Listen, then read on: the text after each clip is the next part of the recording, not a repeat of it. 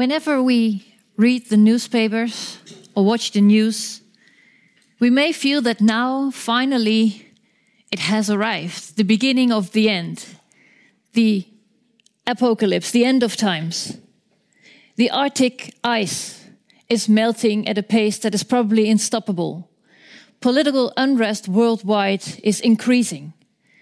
And somehow surreal, at least to me, but also realistic, there is the threat of computers taking over our world. When we let this news sink in, it's no wonder that we often feel, we feel fear and we feel doom. But the book of Revelation, which is the Bible book from which this whole concept of apocalypse was taken, also tells the story of a world going down, of this world, of our world going down. But, Catherine Keller will say, but that is not the end of the story. We should not forget that apocalypse is not only about destruction, but it is also a story of a world in which finally social justice and ecological health will prevail in the end. So what Catherine is going to say is going to be very new and I think much needed, but also a very old perspective on this topic. A perspective that might give us at the same time space to breathe and also very concrete guidelines for action. And we are very happy that she is here with us today, Catherine Keller. She is a professor of constructive theology at Drew University in the United States. She has written extensively on social and ecological justice and also on a feminist approach to the Bible and theology. Very recently, her newest book has been published. It's called Political Theology of the Earth, but unfortunately, it's not yet out in the Netherlands. So the schedule for tonight, let me see how that works. Went too fast. First of all, Catherine will give a short lecture about her perspective on apocalypse, after which she will talk to 3 scholars of our university about 3 different, very practical but also very urgent topics related to apocalypse. And that is climate change, that is political unrest, and that is artificial intelligence. And she will talk to Lisa Doeland, who is a philosopher writing on the meaning of waste. She will talk to Mathijs van den Sande, political philosopher writing on political activism, on anarchism, and on radical democracy. And last but not least, she will talk to Pim Haselager, philosopher, psychologist, and an expert on the field of artificial intelligence. The discussions would be chaired by theologian Maaike de Haart, but unfortunately she is sick, so I will take her place. So I'm not prepared. I hope you'll forgive me if this whole thing becomes a catastrophe. You will see it's just in part of the apocalypse. So my name is Liesbeth Jansen. I'm a program manager at Radboud Reflects. I'm very happy that you are here. I wish you all a very inspiring evening, and I'm happy to give the floor to Catherine Keller.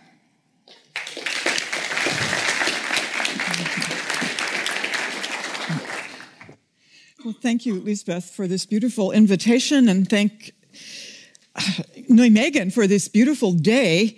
And thank you for showing up here on a day like today for a lecture with this title.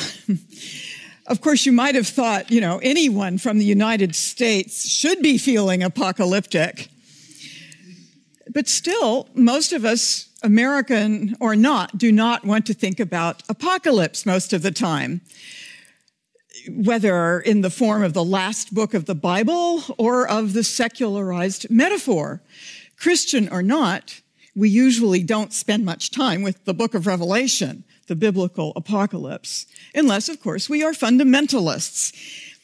It was the growing secular prominence of the metaphor of apocalypse that roped me back into interpretation of that last biblical book. And the primary secularized talk of apocalypse comes these days, as Lisbeth has foreshadowed, in relation to climate change. Now, I had gotten into the book of Revelation way back in the last millennium when I wrote Apocalypse Now and Then, a feminist approach to the end of the world. You can hear how that title relativizes the dangerous absolute of apocalypse coming now. It was the reactionary use of the apocalypse story by U.S. Christian fundamentalism that first got me involved. The religio-political right made possible the presidency of Ronald Reagan, who was enthralled with the end-time Christian Protestantism. And he was on the record as president saying he expected the end of the world by thermonuclear exchange before his death. And he was pretty old. So this is not what you want to hear from the guy who has the nuclear codes. And I saw U.S. liberal Christianity mostly just ignoring the problem and simply dismissing the book of Revelation, which is also what Martin Luther had done, claiming it shouldn't have been put in the Bible in the first place. Well, that may be true, but I thought that Revelation, with all of its absolute dualistic good-evil opposition, its messianic warrior, and its misogynist imagery, needed nonetheless to be faced, confronted, both as a text and as a very strong and often hidden influence in history. This involved recognizing that not just reactionaries, but also all of the revolutionary movements, democratic or socialist, of Western history, drew on its imagery of final struggle against evil, of the millennium, and the New Jerusalem. All of them, as Ernst Bloch tracks for a couple of thousand pages. They drew on it as inspiration for struggles for justice, equality, even for women's emancipation. But I hoped not to work on the apocalypse ever again. It was a new millennium. But here I am, talking apocalypse again. And I want you to know that I was thinking of writing another book on it, this one called Apocalypse After All, ? Before the 2016 election. Really. It was climate change that first caused me to begin to think of writing Apocalypse After All, ? And the question mark is really important, isn't it? And so is the meaning of the word apocalypse. It comes from the Greek verb apokalypto, not meaning I dance the calypso, but I unveil, I disclose, I reveal. So the noun apocalypse cannot be rightly translated the end of the world or doomsday. It is not about the closure, but about disclosure, opening. The Dutch word openbaring, am I pronouncing that? Right? Openbaring reveals this. Indeed, there is nowhere in the Bible a literal end of the world. That's a later invention. There are in the prophetic literature of both Testaments great catastrophes. But catastrophe serves as catalyst to radical new beginnings in those texts, new creation, new heaven and earth, new Jerusalem. It is also a mistake to read prophetic material as predicting the future in any literal sense, as though prophets see what is to come. No, it doesn't exist to be seen. But they may be reading deep patterns of their present world order, patterns that are so entrenched that they will spiral dangerously through time and have violent consequences for the human and the non-human orders.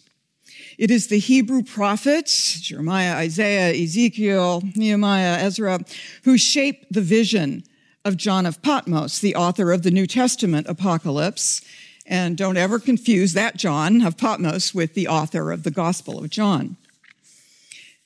And it is from the Jewish prophetic heritage that the idea of collective hope arises as well. But this hope is always as a response to collective trauma. Still, when we use the language of apocalypse now, we don't mean hope. We mean end things, close down of history, doom. And this meaning has taken on new secular urgency as it becomes increasingly clear that we have crossed a point of no return with the climate. Just as I was landing in Amsterdam Monday afternoon, a United Nations report was released, right?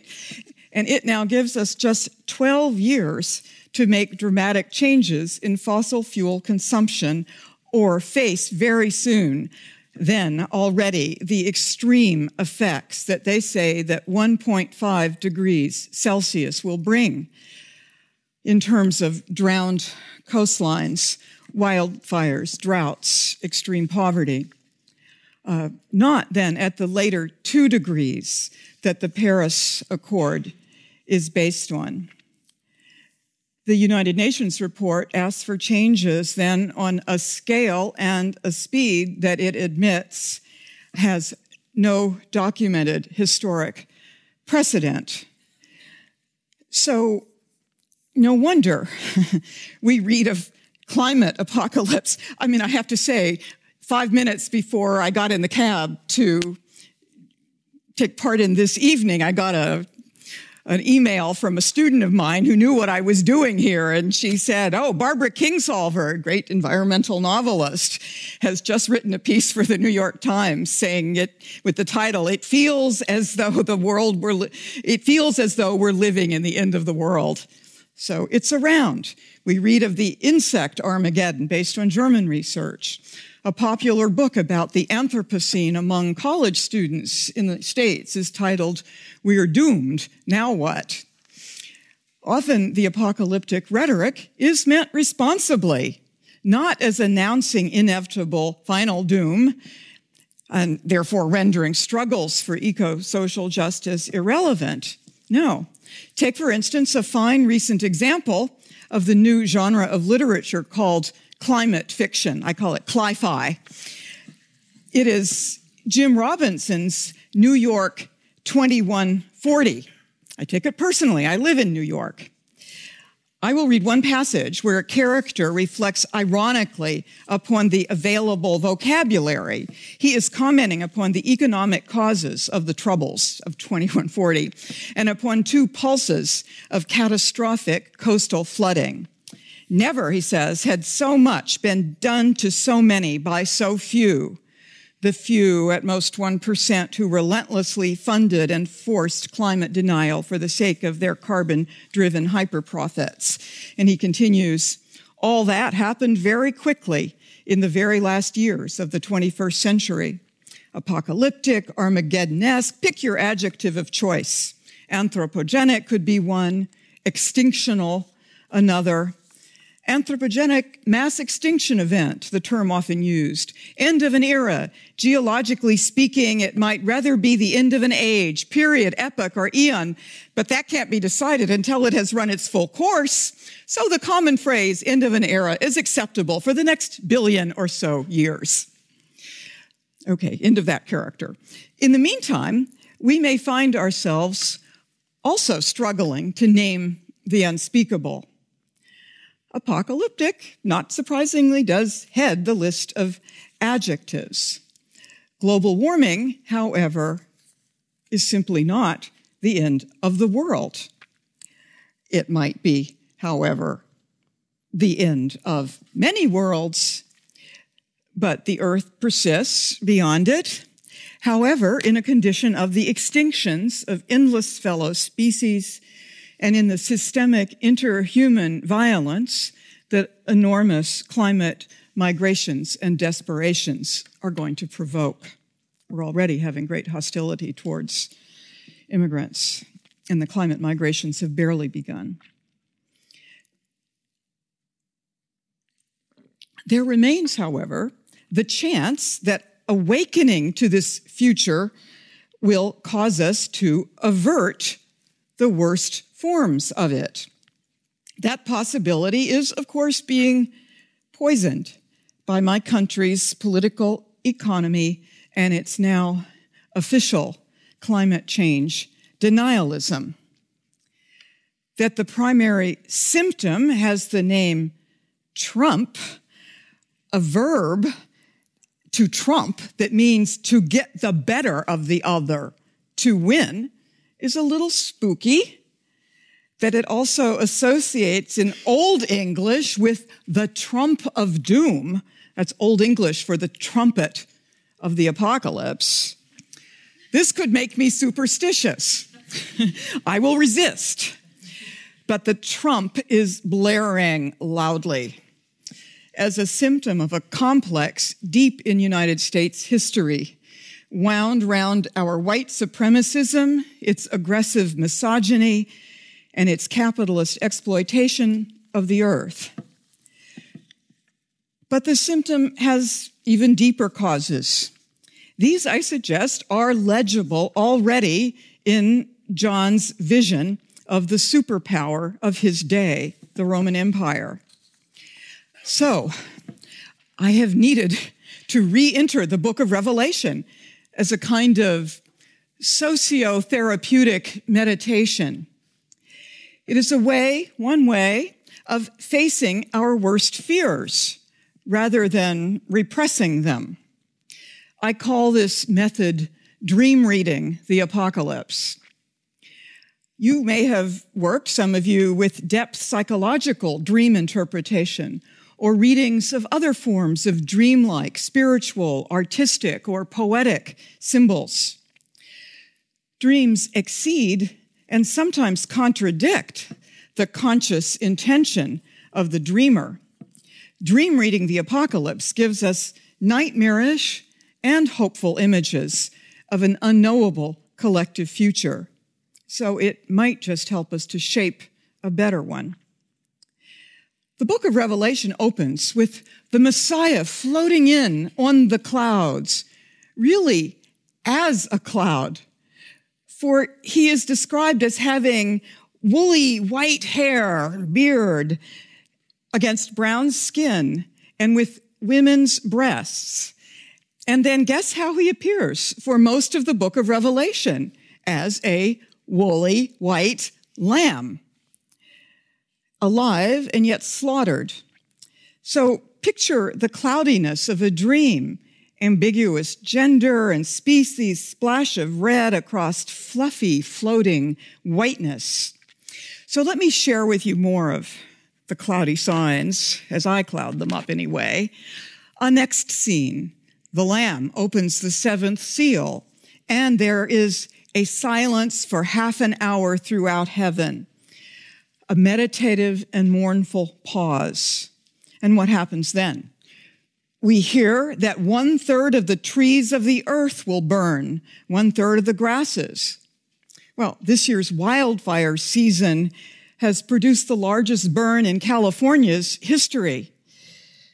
Scientists say that megafires are the new normal. Apocalypse, of course, is an overheated book. So what next happens is that the water overheats, and 1/3 of the life of the sea dies, and the waters go bloody, acidic. Are we there yet? In the past 30 years, the earth has lost more than 30% of its coral reefs upon which all the life of the sea depends. Of course, I am not saying that John was predicting what we mean by climate change or global warming. He wasn't knowing a future that was not yet knowable. He was dream reading a tendency for collective human behavior to poison its own non-human nest. Can you perhaps hear the apocalyptic eagle's cry of grief, which is repeated a couple times in the book? Woe, woe, woe to the earth and the sea. Soon, the clouds disclose the dragon, the beast, and then another beast with 10 horns that represent the nations. The U.S. religio-political right traditionally projects onto the beast the United Nations, Islam, European Union, of course, all liberalism, and now neoliberal globalism, economically, and, of course, environmentalism. But scholars also read the beast as a global power, but in John's context, as the Roman Empire of his time. John, in his anti-Roman satire, was imagining much more imperialism to come. But the Constantinian, Emperor Constantine, Christianization of Roman powers, which happened over 100 years later, would have been for him impossible to imagine. So any imperialism, Roman or Christianized or secularized, political superpower or economic neo-imperialism, resonates with his sovereign beast. That beast now threatens to trump democracy, and worse, the livable earth. And I am not saying John was predicting the U.S. president's beastly ridicule of climate science and his love of coal. No, but the symbol does resonate dreamily, nightmarishly, doesn't it? Then the sexist image of the whore of Babylon appears, John's parody of the global economy of Rome. He actually writes out a list of 29 items of luxury cargo, gold, silver, olive oil, wine, slaves, of that global trade. So she rides the beast, but then he turns on her, strips her naked, and devours her. Is this a dream reading of the internal contradiction between political sovereignty and global economics as our neo-nationalist movements arise? A next sign unleashes the final answering blast of messianic violence. There appears the one on the white horse, and on his robe, a name is written in blood, the Word of God. And on his thigh is tattooed, King of Kings, Lord of Lords. And you can hear the Hallelujah chorus of Handel playing. An invitation is issued to the wedding feast of the Lamb, joyously.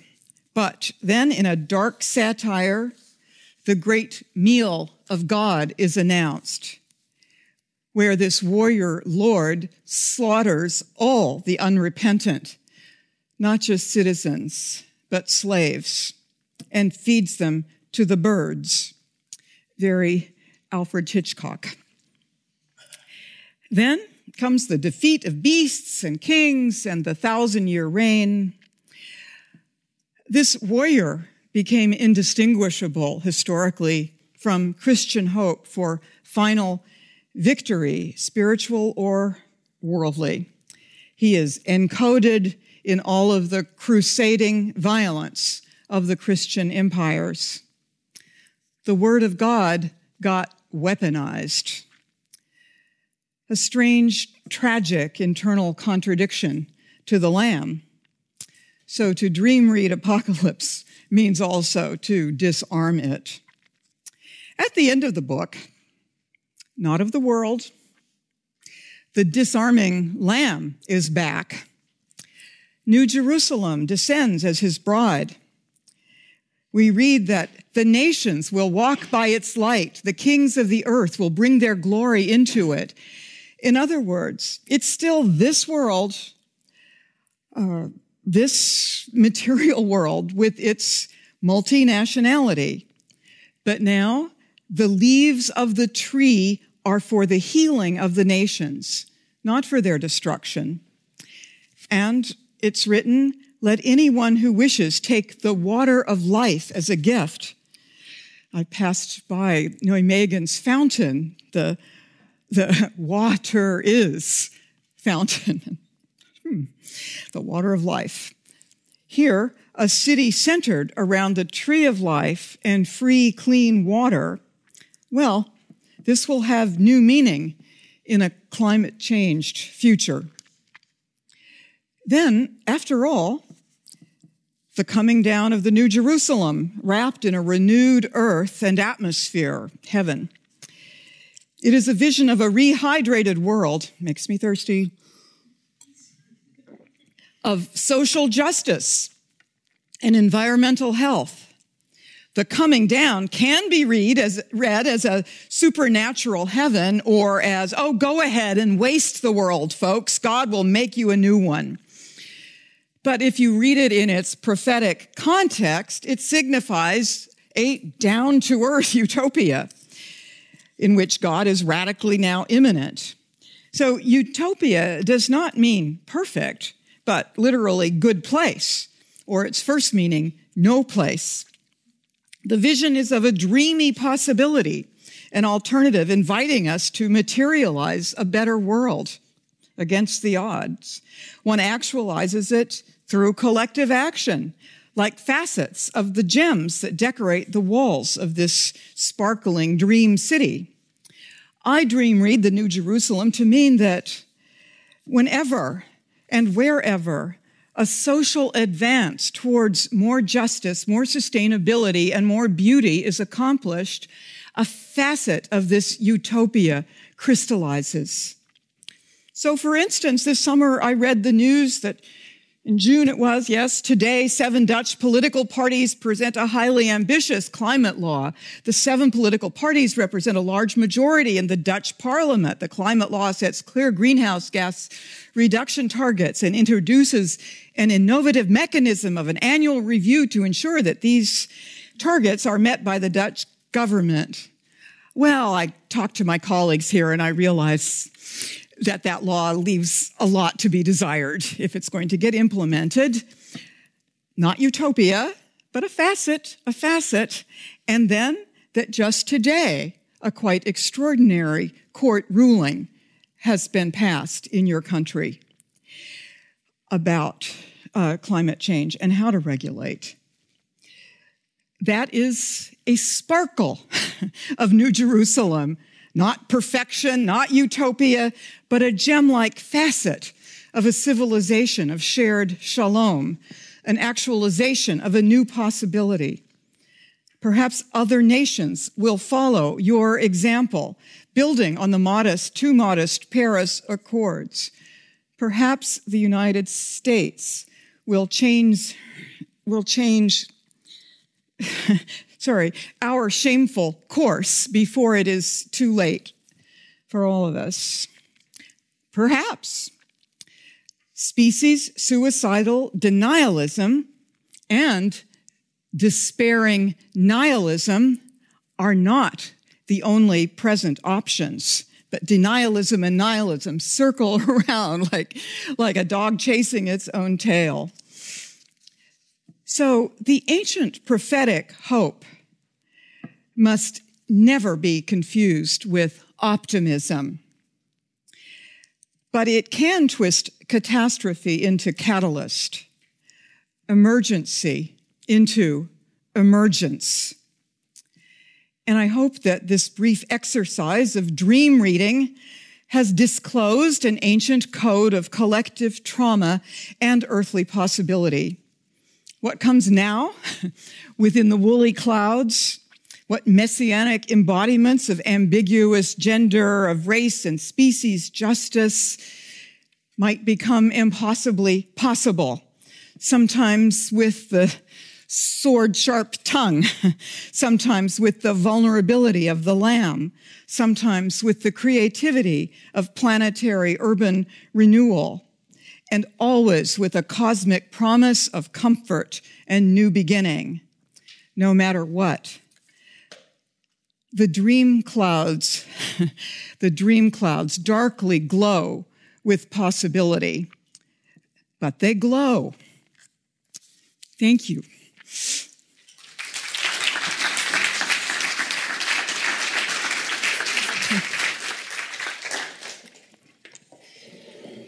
Thanks a lot, Catherine, for your lecture. I think it gave a lot of information and a lot of food for thought. Welcome, Lisa. Thank you. I've asked the three of you to pick a video fragment that you say, okay, this is for me a very good example of how apocalypse plays a role in my field of expertise. So let's just look at it. You've chosen a fragment from the documentary How to Let Go of the World and Love All the Things Climate Can't Change. Exactly. Yeah. So there we go. Sometimes when I talk about climate change, when I give a public lecture, I will show the four horsemen of the apocalypse to the audience. The reason I do that is that each of the horsemen make an appearance in the impact of climate change. War, because of increased competition for diminishing resources, famine, especially in tropical regions. Then you have human health, the increased spread of tropical diseases into higher latitude regions. The absence of a killing frost will allow many tropical diseases like malaria, dengue fever to... That's when I realized I was beginning to think it was too late. Too late for the coastlines. Too late for New York City. Just too late. So, yeah, whether it's... Which horseman is that? That's pestilence and death. Pestilence and death, yeah. Yes. Yeah. Pestilence and death. I have chosen this fragment, of course, for obvious reasons, because it is about the apocalypse. But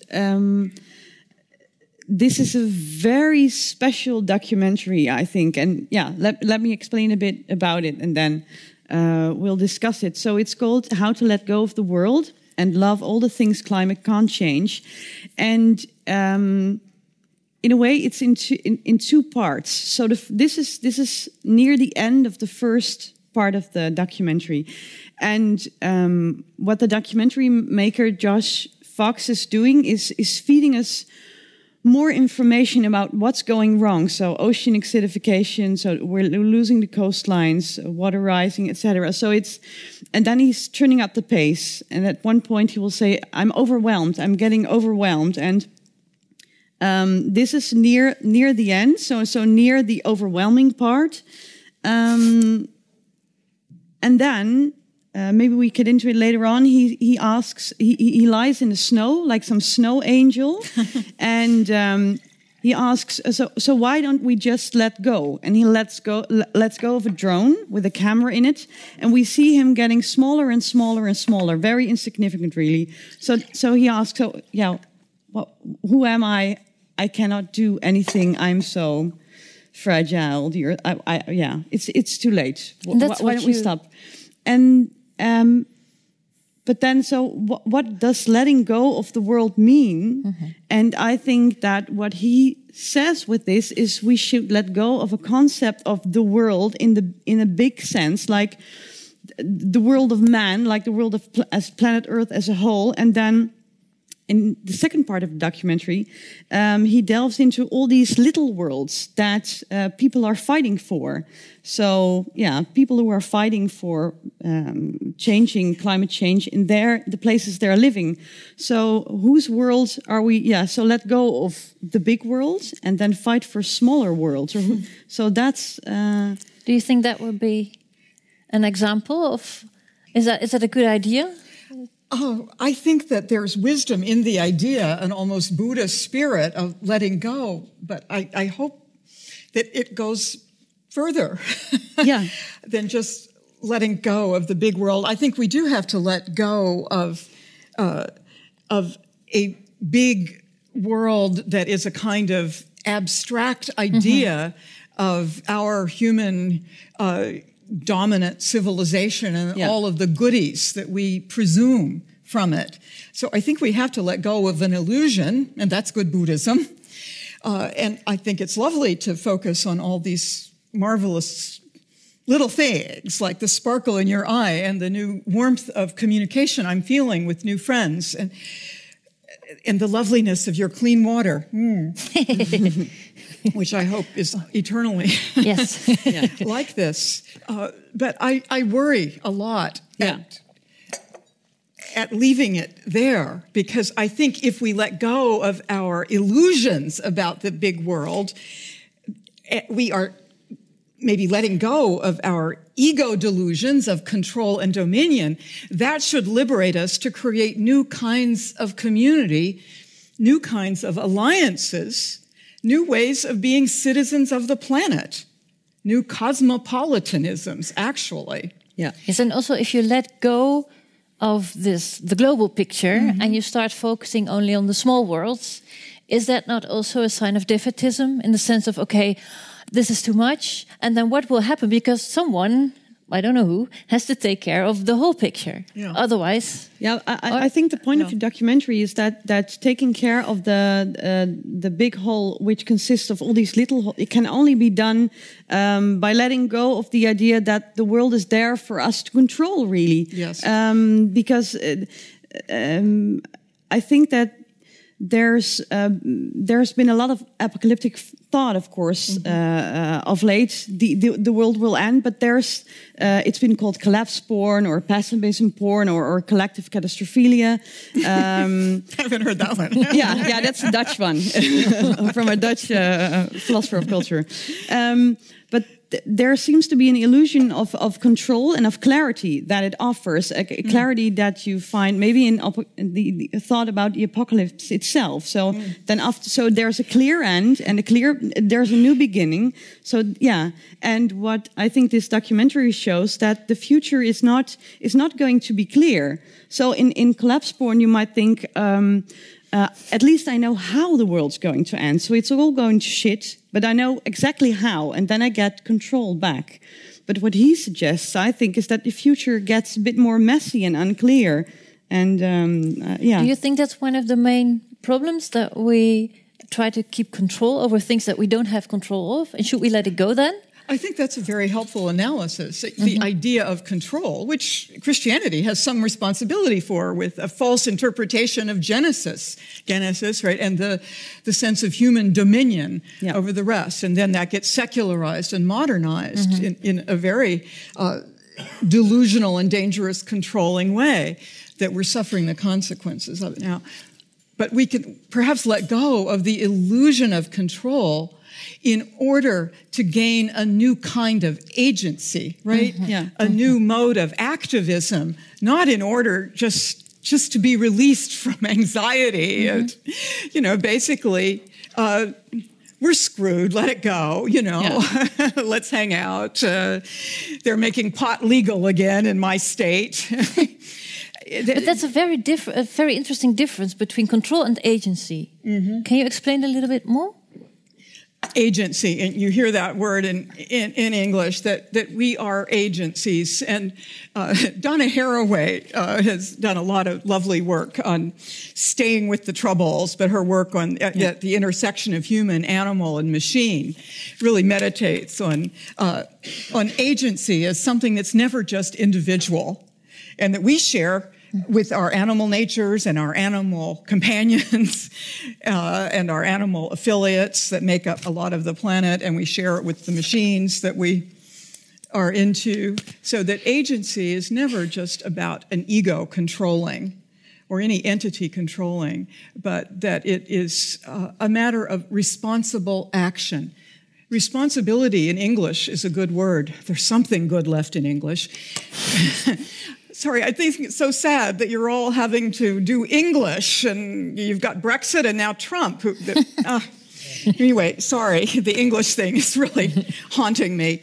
But responsibility, ability to respond. That it is that ability to respond actively that constitutes agency, and that's a relational ability. And letting go can fire up that ability and keep us from becoming just local. We need small, we need intimate and interpersonal support and pleasure.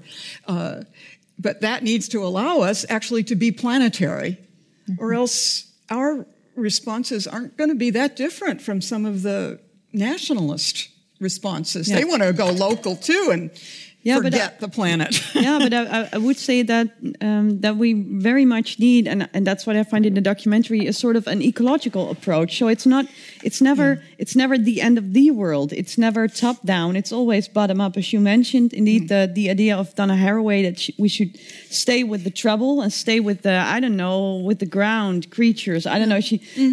And also keep in mind that we are not really at home or in our own world or in our own bodies where bacteria live and microbes and I don't know, and that influence us or we them, or who's the host and who's these zillions of creatures in us that are the microbiome that don't have our genes, that we've just learned about them in this millennium. It's really quite stunning how each of you is a multitude, and most of that is not human, making you human. Yeah. And to live into that awareness, I think, could be deeply ecological and transforming. And I don't think it needs to disconnect us from the world, but to reconnect us differently. Yes. So when I'm translating what you have just said to your work, Lisa, because you're writing mainly on waste. So if you say, Catherine, that we should let go of the whole, or trying to control the global picture in order to regain a sense of agency, of responsibility for the smaller worlds that might give us new energy. Yeah. How could you project that on your own work? How could we deal different with waste in order to not feel completely overwhelmed and say, okay, let's give it up, I don't know where to start? Big question. I think that one of my theses is that when we make waste, that waste is essentially ambiguous matter. It's ambivalent. It's not. There's nothing essential about these things we throw away that makes them into waste. So it's a relational thing. I make the waste. So it's because you throw it away. If you hadn't thrown it away, it wouldn't be waste. It wouldn't be waste. Yes. There is, of course, the saying, so one man's trash is another man's treasure, or there's no trash in nature, which is true. It's all relative in a way. Then again, we humans have become very good at making absolute something that is essentially ambivalent or relative, and we put it in certain places where we hope it stays. There's a lot of material that we're making that is indeed very toxic or dangerous, like nuclear waste, and also so this is some sort of disappearing act we're trying to do. So getting out materials that we don't want anymore, that we made for special reasons but now cannot use anymore, and then have to go away, and that keep coming back. And that's unheimlich. That's so there's bacteria in my intestines. There's probably also a lot of plastic in me already, microplastics. Right. So by not doing the ecological thing, by not thinking from, I don't know, being part of an environment that reacts to us and that we react to, but thinking that we can actually make waste go away onto another ontological plane, make sure that it comes back to us, or it starts to haunt us. Yes. So how could we change that attitude to making it smaller, to make it more? It's not in our control. So first of all, we should not try to control the material that surrounds us. I would say on several levels. So in the way we design things, of course, as well. So we make them very precise. This is what it's supposed to be, that's us controlling it. And then what? So I would say, kick the anthropos out of the middle. I don't know. Would that be your answer as well? Let's forget about the human being should not be the center of the universe. The human being is not the center of the universe, but we're going to remain pretty central to our own stories. Yes. But maybe we can understand center as decentered, right? As constantly moving in relation, and as engaged in multiple centers. I love what you're doing with waste and meditating on waste. it makes me think of the hotel I'm staying in. The guest house has a pretty green policy. And I've never seen this before, but apparently they're not the only ones here. They are composting their waste products, and they have a bunch of bags lined up right in the bar area, close in the reception area. Okay. Bunch of bags of compost. You mean one for plastic, one for rest, one for paper? No. They're bags they have composted the waste products from their restaurant. They have composted it so that it is now good for use in gardens. Okay. And they've put that compost into bags for people to take freely. Yeah. The compost. Well, what a marvelous but strong choice that is, symbolically and practically, of using waste as compost productively. And of course, it's a model of what we want to do. And since you're working on waste, sometime you want to look at this poem by Walt Whitman called This Compost. Okay. And I couldn't remember much of it now, but just something about it. The earth grows such sweet things out of such corruption, and it gives back divine materializations out of such toxic leavings. Anyway, it's the middle of the 19th century, and it's a long poem about his shock at how the earth manages to compost all of the toxicity, all of the diseased bodies that we put in it to rot, and all of the garbage and everything, and yet he can celebrate splashing with his naked body in this clean ocean and all this. It must have been a long time ago that he has written this. It was a long time ago. So. Right. Yeah, and of course, let's not forget the worms that make the compost. Of course, right. I think Darwin, one of his last articles was on worms. Really? So the lowly creatures, the creatures that we tend to avoid, and then we think we're so very special, but without the worms, we would be nowhere. We just don't appreciate the services they're doing for us. So what do you think is the main apocalypse, or the main sign of apocalypse maybe, in our current climate change debate? And after that, I will go to you. So if you have any questions, or you want to think of any questions, please do it now, so that you can just raise your hand in a second or two. I'm undecided about the apocalypse. I don't know. There's the sense of clarity and control that it offers, I think, is something we should steer away from. I get why we aspire to it, but it's a danger, I think. But you think it's something we are consciously aspiring for? That is something we are sort of... Yes, because then we're certain. Better to be certain of something terrible to happen than to be unsure. Yeah, but of course you mentioned there's of course a disclosure also. There's disclosure in apocalypse. So maybe some sort of... I've coined that term once, but I still don't know what it means. That everyday apocalyptic. Apocalypse, or I don't know, or an eye for the apocalyptic. I don't know exactly what that means, but I don't know, an eye for things disclosing. But maybe you know what I mean. Or what I get at. I'm just glad to be thinking together. I think the apocalypse as language and as influence is not going away. So I just feel that one thing I can do, because of my strange work as a theologian, an archaic field, but I've been glad to be in it. But one thing I can do is just try to open up those images so that we have some uncertainty about what the apocalypse means. So we bring some clouds into it. Yeah. And that means showing that it's actually full of vision clouds itself, though the uses of it have been very certainty oriented, and have this whole narrative of God having a very definite plan for history, and the more fundamentalist you are, the more certain it is.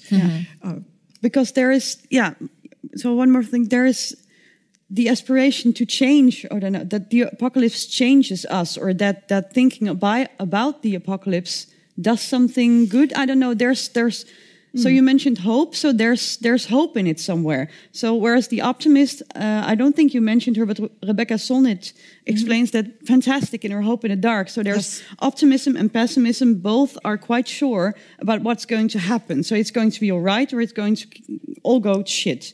And then in the middle, there's hope. And I feel like apocalyptic thought and hope are they're right there in the middle. Yep. Yeah. No, that's great. I love Solnit's book. And it's been very important to my students since the election, Hope in the Dark. But it was a theologian who in the 40s, Karl Barth, said, Christians are neither optimistic nor pessimistic. We are hopeful. And that I go with. Most of what Karl Barth wrote I don't agree with, but that was good. Yeah. In Solnit's tone of voice. Hello. Hi. Hi, Mathijs. Welcome to the end of the world. Thank you. As we know it. As we know it. You have chosen a fragment from, at least about the Hurricane Katrina. Let's just have a look at it and then we'll discuss it. The damage is immense. In Mississippi, the hurricane has crushed coastal towns. Hundreds are feared dead. New Orleans lies in shambles. It is left without power, without drinking water. Many residents are stranded on rooftops, desperate to be rescued. Bodies float in the streets. Looting breaks out. Thousands make their way to the Superdome and Convention Center in hopes of being evacuated. The waters stop rising, but the city is in chaos. Looting and violence are so widespread that police are forced to stop rescue operations to combat the problem. Conditions at the Superdome and Convention Center are increasingly unsafe. People lack food, water, Mathijs, and you have basic chosen this sanitation. fragment to talk about hope. Why? It doesn't look hopeful at all, No. of course. Well, it's interesting. I mean, so this was a horrible disaster, of course, New Orleans in 2005. It has completely disrupted every aspect of social life or life in general in a city for years or for decades even after that. It also gave rise. A lot of books have been published in the wake of Hurricane Katrina about this disaster, but also about how this disaster was used by, for example, politicians, by policymakers, in different ways to basically implement their own agenda. So a very famous book on the aftermath, or that discusses the aftermath of Hurricane Katrina, among other things, is Naomi Klein's Shock Doctrine, which is about how basically this disaster was used by neoliberal policymakers, politicians, to enforce an agenda of austerity and of privatization. So a lot of the social housing in New Orleans have been demolished since.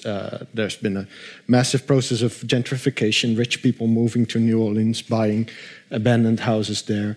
The entire school system, which used to be public to a large extent in the city, has been privatized since. So the disaster has been used as a pretext to implement a radically different political agenda. That still doesn't sound very hopeful. That still doesn't sound very hopeful at all, indeed. I mean, Hurricane Katrina is only one of the examples of disasters that Naomi Klein gives in her book. But what's interesting is that there are also very different accounts of, for example, Hurricane Katrina and what happened after that. Rebecca Solnit, she's been mentioned before already, also wrote a book that is called A Paradise Built in Hell, which is about the kind of communities that emerge after catastrophes or during catastrophes, during these kind of disasters. One of the examples that she gives in her book is New Orleans after Katrina, but also Manhattan after 9/11, for example. And she describes the kind of communities that emerge after or in the wake of a disaster, when the normal authorities basically have left the scene, have no control over it.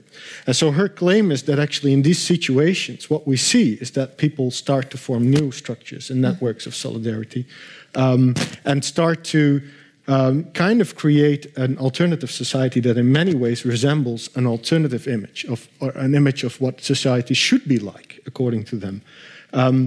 One of the examples in the case of New Orleans that she gives is that of the Common Grounds Collective, which is an anarchist collective that was founded in the wake of Hurricane Katrina in one of the poorest neighborhoods in New Orleans by a coalition of anarchists and former members of the Black Panther Party, who started to basically provide the kind of relief, the kind of medical services, food, stuff like that, that the authorities were not delivering at that moment, were not providing at that moment. So her claim is disasters in many ways. How she phrased it, disaster is also a utopia of hope. It very often is also the kind of moment where people actually get an opportunity to experiment with a radical alternative, and then to, what anarchists like to call, to prefigure a radical alternative in practice. What do you think? Can catastrophe also be a new, an opening, a disclosure for utopia? That's what my little bumper sticker wants to say, that catastrophe is catalyst, or emergency provokes emergence. But we have to, I think, be ready to ride the waves of the storm with some wisdom, some preparedness, some community, so that this new community can emerge. But those are great examples. And, Naomi Klein, the more she's gotten into environmental issues, the more she's come around, right? In her amazing book, This Changes Everything, on capitalism and climate change, she talks about a kind of positive shock doctrine, where she sees that climate shock can awaken people to a new awareness that our present global capitalist system is hurting the same people that climate change is hurting, and that climate change is driven by that capitalism. And so that one can be awakened to an awareness both of the causes of the problem and new ways of living in the wake of it. So I think it's very important. I mean, of course, we all hope that things will stay kind of like they are here in the Netherlands. I mean, I'd be happy if I can, retire and die with things kind of the way they are in Manhattan right now. I have a good life. The museum and the symphony is close by. I have friends. The Hudson is 20 meters down from where I live. You live on the 20th floor. Yes, right. And I'm uptown. So we hope for stability for our selfish selves. But it's good also to be working in this force field of preparation, realizing that whatever happens, there's the possibility that something really new can come out of the crisis. Yes. Do you know what are these conditions that make this possible? What are the conditions that make possible that out of catastrophe emerges something positive too, at least too? Well, one of the things I think it's significant that the example of the local anarchist initiative that I mentioned before, that they're called a Common Ground Collective. So one of the preconditions, I would say, is the ability to form coalitions in these kind of situations, which is also precisely what indeed Naomi Klein in her book on climate change, her more recent book, that's one of her aims, right? To basically provide some kind of an agenda for coalition building among different groups that are somehow affected by a disaster. And I think in a lot of these examples of new initiatives that emerge in the wake of disasters, what you see is people coming together with very different experiences, very different, coming from very different situations and with very different goals, but who are basically forced by the situation to engage in this kind of coalition building. So I think one of the effects, but also of catastrophe, but also one of the main our technician is what you see in these catastrophic circumstances is that they give rise to the kind of possibility to make these coalitions. At the same time, this I think is precisely the reason why this radical alternative can emerge in a situation like that. Because people are basically forced by the situation to form new forms of solidarity that they never thought of, that were never possible before. Yes, because you also see a lot of violence and a lot of negative things. So what makes people behave in either this or that way? Yeah, what's that difference? We can't just say it's the grace of God that won't do it, but it is that there is some free agency at work, and sometimes it kicks in for the good, and sometimes it just goes down with the disaster. Yeah. I had another example too from New Orleans. I feel very close to a former student of mine. Part of my work has been training Protestant clergy. So one of my students was working in the area of New Orleans and went in and took responsibility for 3 city churches that had been wiped out by Katrina. And he's been in regular touch with me since then. And it's been wonderful to follow because they were very segregated churches. They were all United Methodist, but, 2 were all black and 1 was all white, pretty much. And they had to choose. They could only save one of the 3 buildings because the level of the disaster. So they had to choose which one. And then they formed a congregation together. And it's been so interesting that because of that catastrophe, there's been an overcoming of a deep kind of race and class prejudice that was just going on, fairly unconsciously there. They weren't nasty racists, but those borderlines just are so automatic so much of the time in the United States. So it's just another example of different kinds of coalitions that form. It's certainly a big problem with U.S. progressive or radical politics that we get separated into our identitarian groupings a little bit too dogmatically. So it's all about me too. It's just suddenly all about women again, or it's Black Lives Matter. Yes, they do. But then it becomes just all about race. That's the danger.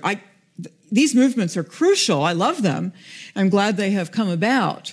But what's important is also that they keep intersecting so that our race issues, our gender issues, our LGBTQ struggles, and the environmental catastrophe that threatens us all can be addressed together. That's an old African-American feminist notion of intersectionality from the late 60s. I think it's a beautiful concept to keep our different issues and concerns intersecting so that these stronger coalitions can emerge. And what do you think is the main apocalyptical threat in politics right now? The main apocalyptical threat at this moment in politics. Wow. I would say the emergence of well, it's not apocalyptic perhaps, but the most worrying. Yes. The emergence of an extreme right in both in Europe, in North America, but also this week, for example, in Brazil, we've seen an example as well. So it's actually a global thing. Now, what's interesting about this is that it's very hard to retrace this to a particular kind of origin or a particular kind of reason, because it emerges in very, very different contexts, in very different countries, very different situations, also economically, etc. But somehow we see it emerging, well, not everywhere perhaps, but in significant parts of the world, around the world. So I would say that, funnily, nothing is more internationalist at this moment than a nationalist agenda for some reason, or an extreme nationalist agenda. Yeah. So I would say there's definitely a political threat there. And how does that relate to the thing you've just described, these small, local, community-based forms of living together after catastrophes? Well, in a way, I mean, there is a relation, because I think that this emergence of a nationalist or an extreme nationalist agenda can be an opportunity or a reason, or a necessity, really, for people to engage in coalition building from different kind of perspectives and different kind of experiences.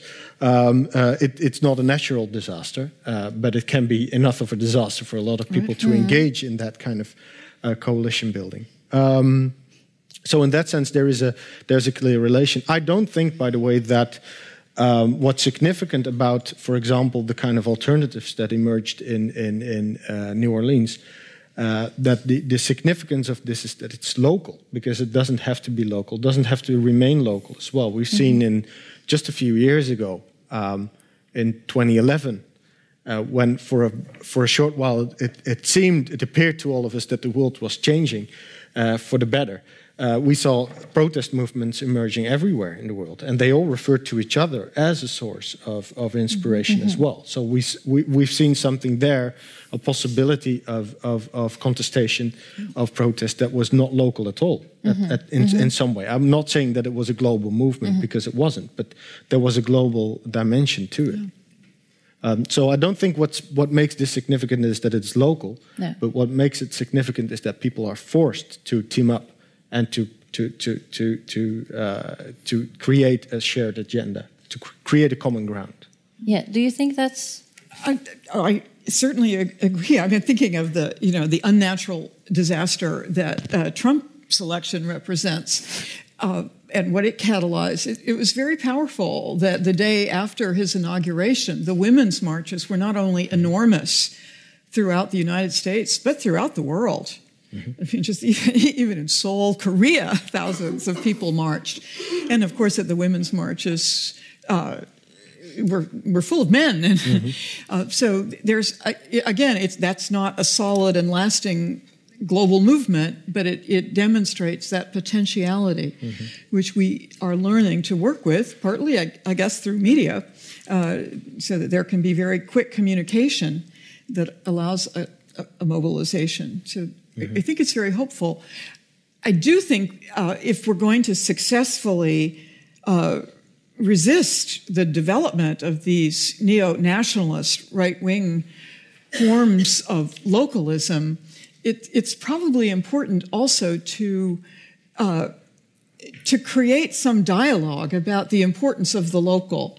You know, for some folk who are drawn into the right wing, there really is very much a sense of having been abandoned in their depressed little dying villages where there aren't jobs anymore, and it's all agribusiness, and so the agricultural work it's true throughout the United States. And there's a low educational level, perhaps, for a lot of these folk. But if there's a way of showing more respect to the needs of the local, there might be less attraction then to the right-wing versions. So I do think that we would be wise as progressives with an international planetary vision to always also attend to local community. And how does the Book of Revelation, or your explanation of it, the meaning of it, how can that play a role in doing exactly that? Well, in the United States, a lot of the people who are part of these right-wing neo-nationalist movements, a lot of the voters are the religious right. Yes. And they're all apocalyptic fanatics, more or less, right? They all have a strong sense of the Book of Revelation. In fact, I was at Barnes & Noble and grabbed a book called Trumpocalypse. Now, I thought, oh, that's interesting. I made up that word. I used it with my students the day of the election. Really? I said, it's the Trumpocalypse. But no, this book was written by right-wing Trump supporters. Christian, right, Trump supporters. They're glad that God's candidate won and that the apocalypse, the end-time scenario, can begin. Why? So why are they glad that the end-time scenario will begin? Because that'll mean that the true Christians are going to get raptured, or then they're going to also be the ones in control for 1,000 years. So it's going to be a really elite time for the true Christians, not the blasphemous, heretical, eco-feminist, pagan Christians. That's a strong divide in my country. So for me, as a person working with some influence on the churches, not on the fundamentalist churches, but on the left-wing evangelical churches, I do have influence now. But for me, it's become important to offer different interpretations of the apocalypse. I can't get to the religious right. They know better. But there are a lot of people, there are the in-between people who can get drawn one way or the other. And so that's why I think it's crucial to at least correct the obvious abuses and misuses of the book of Revelation and offer another kind of interpretation that puts it into its true biblical, prophetic, social justice context. Yes. Okay, thank you. It's time for our third speaker. Thanks a lot, Mathijs. Thank you. Thanks, Matthias. And welcome, Pim Haselager.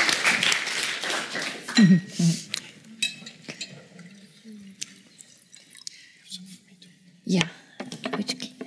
Let me give you a clean glass. This one, for example, I think. Thank you. You're welcome.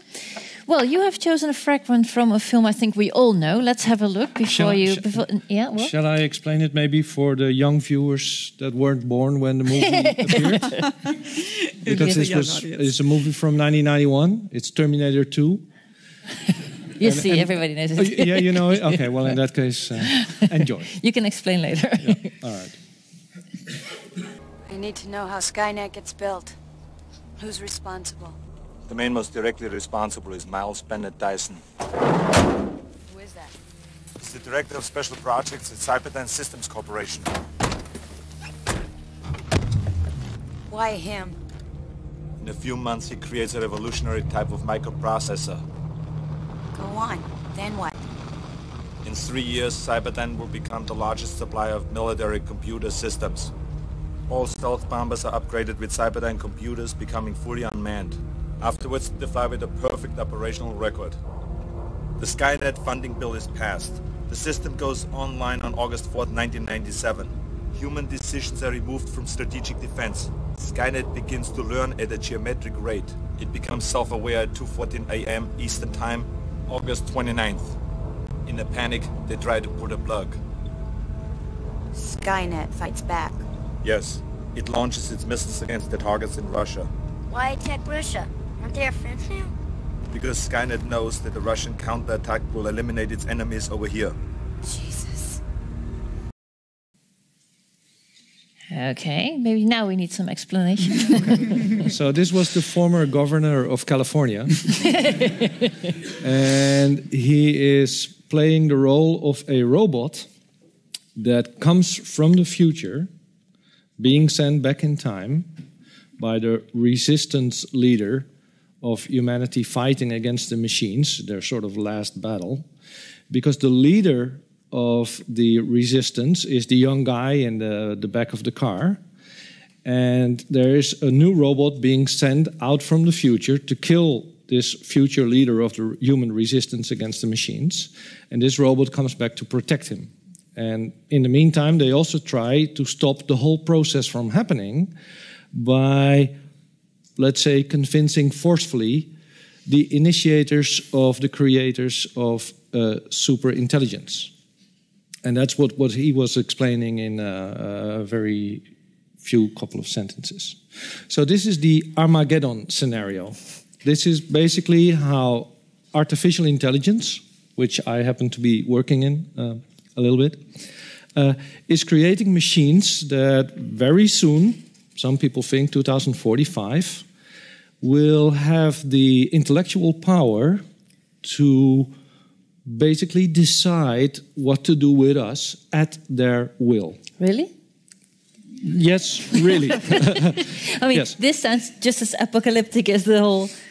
I think that's why I'm here. Yes, yes, that's why I'm here. Yes, yes. Yes, but there is an interesting difference, and so that was a question that I have, or maybe just something that to start with. So when we talk, for instance, about ecological disasters, then normally this is not something that we actively pursue. It's something that happens to us because we're lazy, we're careless, we're greedy, we want to stick to luxurious lives. And the disaster in the environment sort of happens because of our lack of interest. Yeah. The difference with the kind of artificial intelligence initiated Armageddon is that we are currently actively pursuing the creation of superintelligence. It's what I try to help my students in developing. So why are you doing that? Yes, good question. Maybe we can get to it. Are you human? Still, I am. But there is an interesting kind of difference between these two types of events. We are in the process of making technology better and better and better, supporting us in all kinds and all aspects of human society and life. And we are getting aware of this possibility that they might get so intelligent that they're out of control, and then who knows what might happen. And at the same time, we're not really capable of stopping that active pursuing of superintelligence. So one thing that I was wondering about the book of Revelation of John of Patmos, I will never forget that he's from there. It's a pretty island. Yeah, I should go there one day if I have time left. Is there in the apocalypse any kind of distinction, let's say, between agents that are not interested and therefore suffer, and agents that are actually actively pursuing the aims of the beast or what have you, and therefore should suffer more or less, whatever the perspective might be? Yes, there is a sense of the beast, the dragon, the whore, and their adherents as those marked, right? So there is a sense of the beasts and those who actively are adherents, followers, and therefore worshipers of the beast. That's John's allegory for the spread of the demand of the worship of Caesar throughout, especially the Eastern Roman Empire, and Jews and then early Christians suffered some tremendous, hideous persecutions because they refused to worship Caesar, the beast. But I think John loses the distinction when he goes to the great supper of God, and even the poor and the slaves get punished and annihilated because they all bear the mark. What's the mark? The mark of the beast. It's 666. And why are they wearing the mark? They have had to in order to be citizens. They have had to accept the mark of the beast, and those who didn't risk death. So John was thinking you should risk death and not have the mark of the beast, which, of course, a lot of folk have interpreted it apocalyptically as some kind of tattoo or that will, have your identity then in the virtual systems, either of the government or of big corporations. So there's both willful and unwillful, or just weak. There's the failure to resist, and then there's active cooperation with the beast, and it's all seen as guilty by him, and that's too purist. Too purist? Purist. It's an absolutist view at that point. So there's, just to tell my students, next class, there's no special punishment for the active pursuers.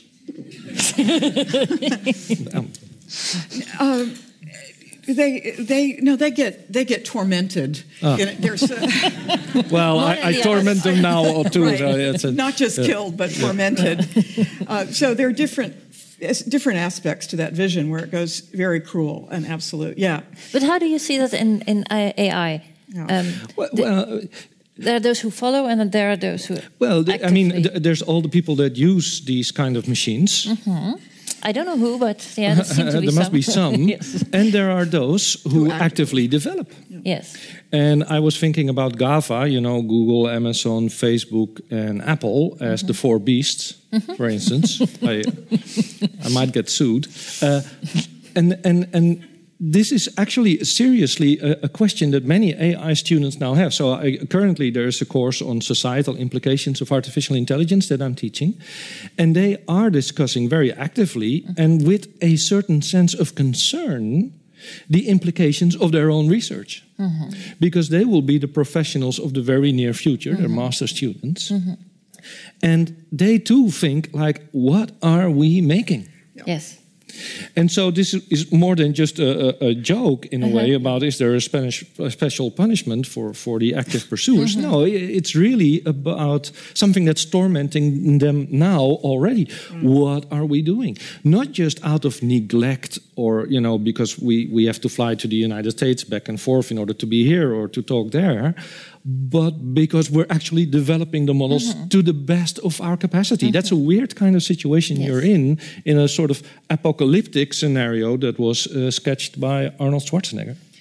And when you hear, Stephen Hawking was very much warning, wasn't he, about the likelihood that that our artificial intelligence devices will get too smart to remain subordinate to our will, to remain obedient. They will get impatient with our stupidity and inconsistency, in fact. So he was warning about that. Elon Musk from within the industry is warning that the AI industry must be democratically regulated, or else it's going to be just driven by profit at unbelievable levels of risk for the future. And I wonder if we don't already see a little of the apocalypse going on. Again, I'm an American, so I'm in an especially darkly apocalyptic mood. The first to be the worst. What was it that we said? It's really nice to come out of the United States. You don't have to come back, okay? We can arrange. You keep me here. Now with Kavanaugh.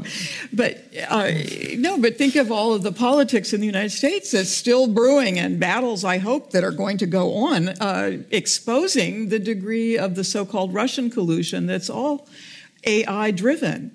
I mean, it is quite likely that Russian use of AI has everything to do with the outcome of that election. I'm now hearing that the Chinese are working for the Democrats in the midterm election. That might just be a rumor.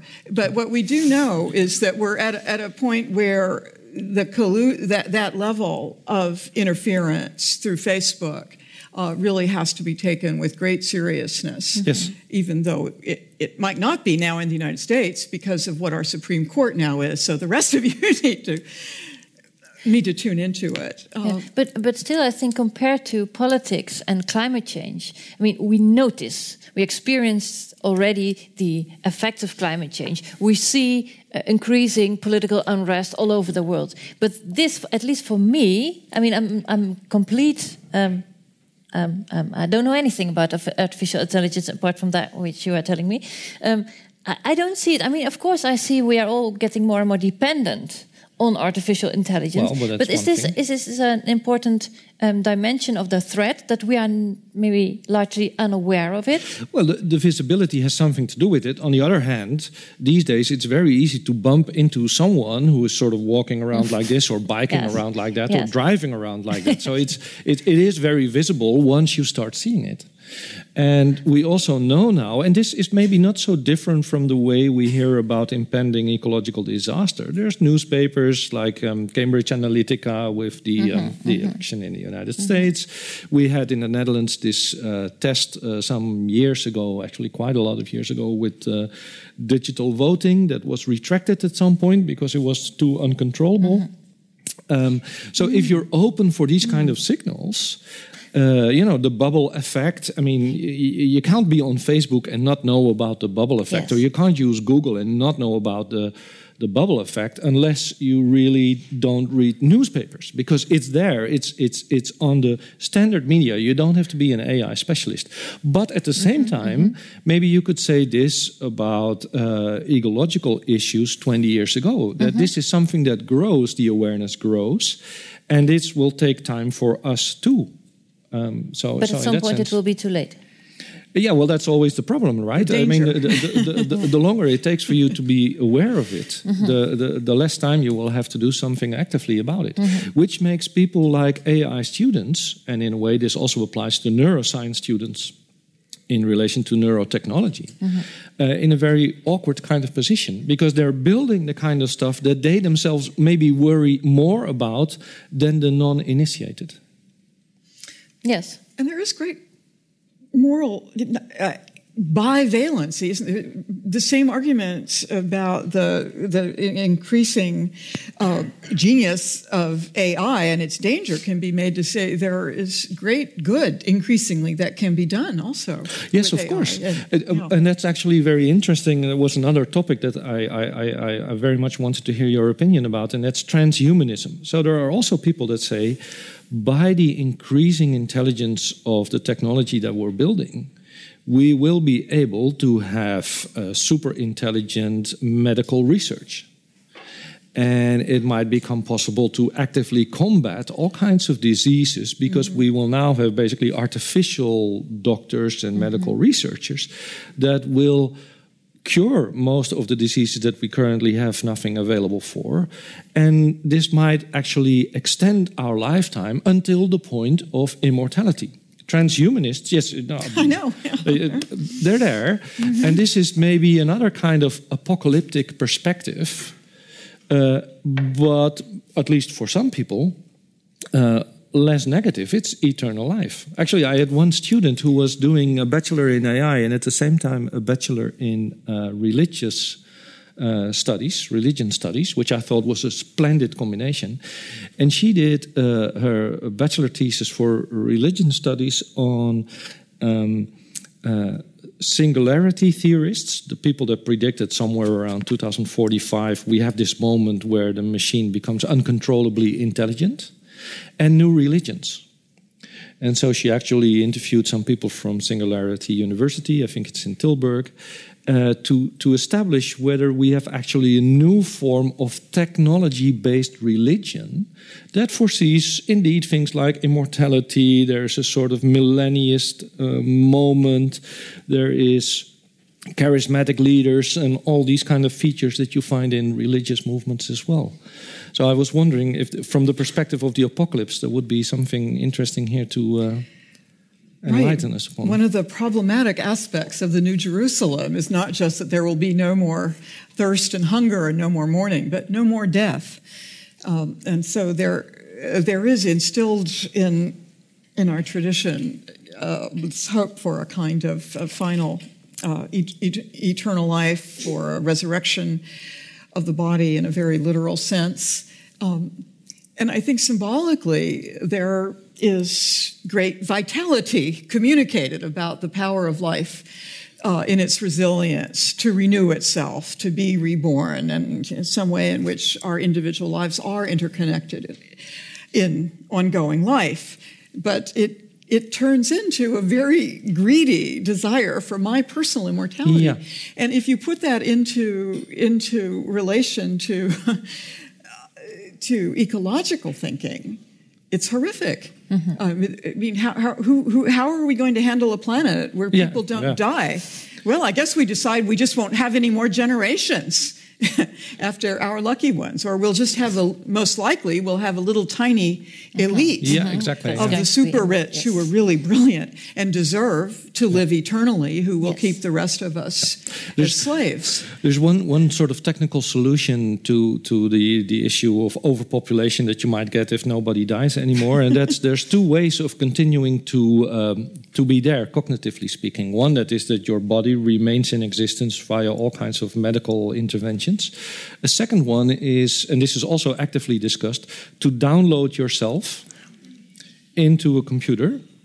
But in principle, the brain is, we have now artificial neural networks, and they simulate certain aspects of actual neuronal interaction. It's because of computational power, the lack of it, lack of physiological details, etc., that we cannot put everything into a computer yet. But a couple of years ago, the Human Brain Project in Europe got €1 billion on the basis of the promise to do exactly that, namely to simulate all processes from the molecular level up to the whole brain circuitry level in a supercomputer. They got 1 billion. It's not going to work, I promise you that. Not yet. But it shows how these ideas, grand as they may seem, are not totally out of reach, or more importantly, are beginning to be believed by funding agencies. That's what's currently happening. So the idea that maybe not now, but in another 20, 30, 50, 100 years, this might become possible, that you live on as a kind of software agent with all your characteristics and your memories, and you can plug in yourself into a robot.